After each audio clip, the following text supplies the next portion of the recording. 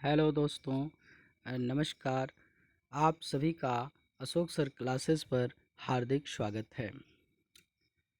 आज हमारे इस फंडामेंटल राइट टॉपिक के अंतर्गत अ, इस वीडियो का पार्ट सेकंड है, जिसमें हम धर्म की स्वतंत्रता के अधिकार पर चर्चा करेंगे।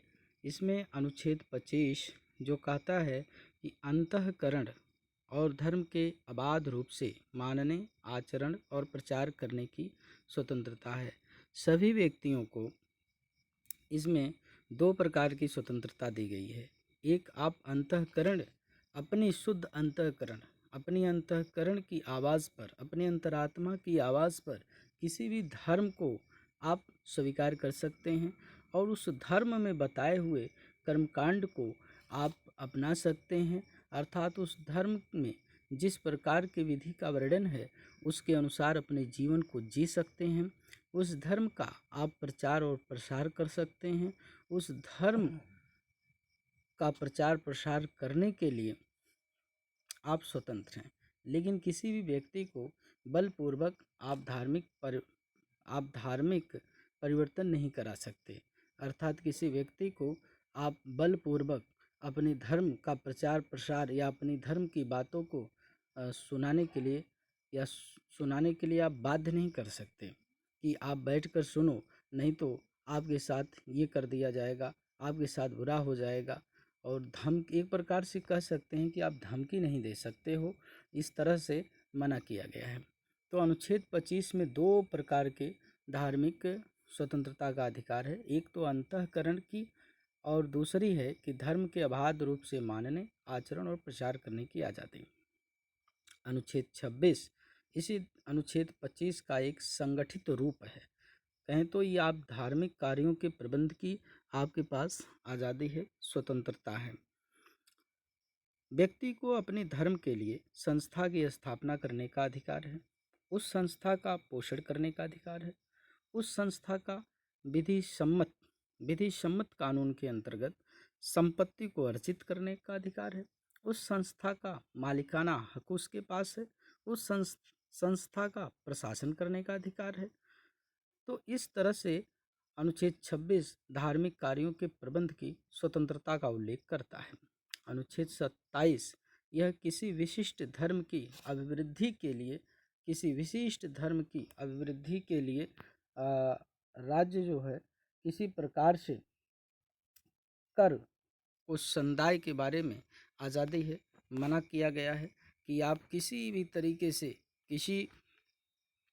तरीके से राज्य आपको मजबूर नहीं कर सकता कि एक विशेष धर्म को बढ़ावा देने के लिए टैक्स वसूले, कर वसूले, और यदि राज्य ऐसा करता है तो ये आपके मौलिक अधिकार का उल्लंघन होगा।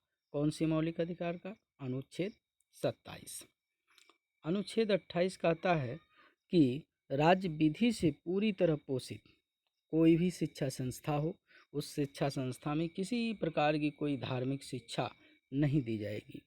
और यदि ऐसे शिक्षण संस्थान अपने विद्यार्थी को किसी धार्मिक अनुष्ठान में भाग लेने के लिए बल का प्रयोग करते हैं या ऐसे धार्मिक अनुष्ठान के उपदेश को सुनने के लिए बल का प्रयोग करते हैं, तो वह ऐसे विद्यार्थियों के अनुच्छेद 28 नामक मौलिक अधिकार का उल्लंघन होता है और इस प्रकार से राज्य को मना किया गया है। यदि आपके मौलिक अधिकार का उल्लंघन हुआ तो आप अनुच्छेद 32 के अंतर्गत कहाँ जा सकते हैं?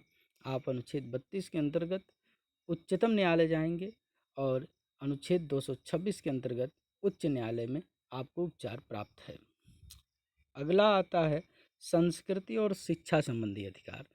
ध्यान दें, अनुच्छेद 29 में अल्पसंख्यक वर्गों का जिक्र किया गया है। ये अल्पसंख्यक वर्ग क्या हैं? ये अल्पसंख्यक वर्ग यह अल्पसंख्यक वर्ग में वर्तमान में कुल कितने अल्पसंख्यक वर्ग हैं? कुल 6 अल्पसंख्यक वर्ग हैं। और ये कौन कौन से हैं आप जानते हैं? मुस्लिम, सिख, बौद्ध, जैन, पारसी, ईसाई। एक बार पुनः सुने कि मुस्लिम, सिख, बौद्ध, जैन, पारसी, ईसाई, ये 6 समुदाय को अल्पसंख्यक वर्ग का दर्जा दिया गया है। और ये जो 6 समुदाय हैं, इनको अनुच्छेद 29 के अंतर्गत इनके वर्गों के हितों का संरक्षण का उल्लेख किया गया है। ये कौन से हित हो सकते हैं? ये अल्पसंख्यक वर्ग अपनी भाषा, लिपि और संस्कृति को सुरक्षित रख सकता है और केवल भाषा, जाति, धर्म और संस्कृति के आधार पर उसे किसी भी सरकारी शैक्षिक संस्था में आप प्रवेश करने से नहीं रोक सकते। मतलब राज्य प्रवेश करने से नहीं रोक सकता है। अनुच्छेद 30 यह शिक्षा संस्थाओं की स्थापना की बात करता है। यह प्रशासन की बात करता है और अल्पसंख्यक वर्ग के प्रशासन की बात करता है कि अल्पसंख्यक वर्ग ऐसी शिक्षा संस्था की स्थापना कर सकते हैं और ऐसी शिक्षा संस्था का प्रशासन चला सकते हैं। कहने का अर्थ है कि अल्पसंख्यक वर्ग अपनी शिक्षा संस्थाओं की स्थापना करेंगे और साथ में यदि ऐसे अल्पसंख्यक वर्ग कोई स्कूल खोलते हैं तो उस स्कूल के मैनेजिंग प्रबंधन की व्यवस्था भी इनके पास होगी। उस स्कूल के कर्मचारी वृंद की नियुक्ति का अधिकार भी इनके पास होगा, जैसे वहाँ के प्रधानाचार्य की नियुक्ति करना, वहाँ के अध्यापक की नियुक्ति करना और वहाँ के क्लर्कों की नियुक्ति करने का अधिकार भी इनके पास होगा। तो इस तरह से अनुच्छेद 30 में शिक्षा संस्थाओं की स्थापना है और प्रशासन करने का अल्पसंख्यक वर्गों का अधिकार है।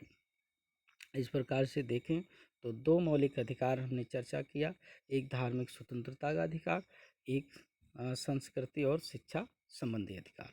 तो ये मौलिक अधिकार से संस्कृति और शिक्षा संबंधी अधिकार अल्पसंख्यक वर्गों के हितों से जुड़ा हुआ है और ये अल्पसंख्यक वर्ग अनुच्छेद 29 में भाषा, लिपि और संस्कृति को सुरक्षित करने के लिए ये अधिकार दिया गया है और भाषा, जाति और धर्म संस्कृति के आधार पर किसी भी सरकारी शैक्षिक संस्था में उनको प्रवेश करने से रोका नहीं जाएगा।